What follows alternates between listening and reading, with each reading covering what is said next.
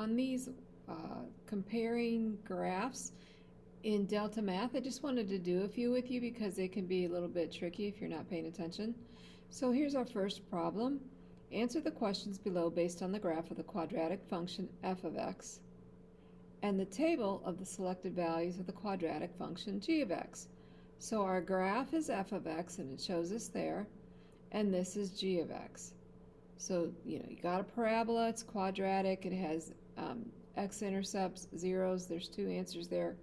Looking here, we can see values, -3 all the way to 2, and then the values there. So these are drop-down answers that you have to figure out. So it says the blank value of f of x is blank, and there is no blank. Okay, so we know we're talking about a minimum or maximum. There's our choices. So f of x, you can see it has a maximum. It has a hill. If I was climbing to the top, the height is right there, so it has a maximum. So the value is a maximum. The value of f of x is, so what is the value of f of x? So if I'm looking at this graph, f of x would be 8. That's my y value there, 8. And there is no minimum value. You do not have a valley, a curve, a cup, something that would hold water. That's another way to think of it.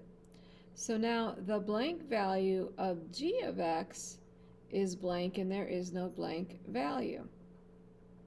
So let's think about that. Well, let's see. Looking at these numbers, we've got when f of x is 3, or g of x is -5, so x, and then your y value. Notice when these values start to change, I'm going from -5 to 1 to 3, and then I start to go down again. So you can see that that is going to be your maximum value, or your minimum or your maximum. So thinking about this, now I don't have anything to draw on my screen, but if I'm having a y value of -5, -5 is down here, down below, and it goes to 1, and then a -1 to 3, and then it goes back down. So if you can trace these, or if you would plot these in a graph, you could see that you have a hill or a value. I'm trying to do this with my mouse because I don't have something to draw on the screen. So with that being said, it has a maximum value. G of x, where's the highest, the minimum, the maximum point, is 3. And then there is no minimum value.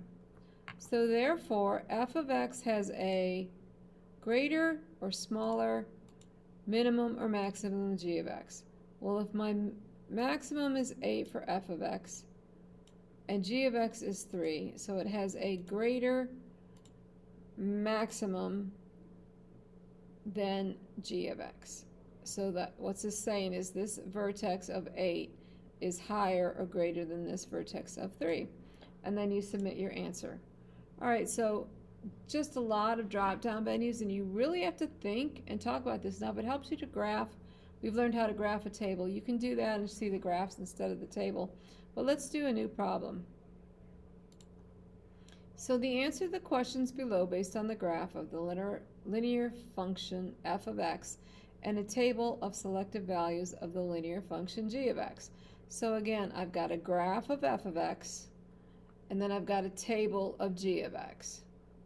So note x and y intercepts, write only a number, not a point. Okay. So the x-intercept of f of x is blank. So in other words, the x-intercept, where does this graph cross the x value? Well, the value there is 3, 0. So the f of x, x-intercept, f of x is 3, and I'm not sure if they want the number of the 0, but I'm assuming they want the number.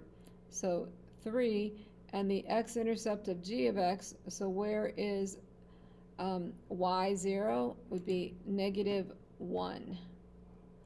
Therefore, f of x has a greater x-intercept than g of x, and submitting your answer. Okay. So again, I even had to think about that and think of the wording and see what they're saying. So they were talking about putting in your x values when you're talking about x-intercepts. So that's the type of problems you're dealing with when you're talking about when I'm asking you to compare these features. You really just have to think about it.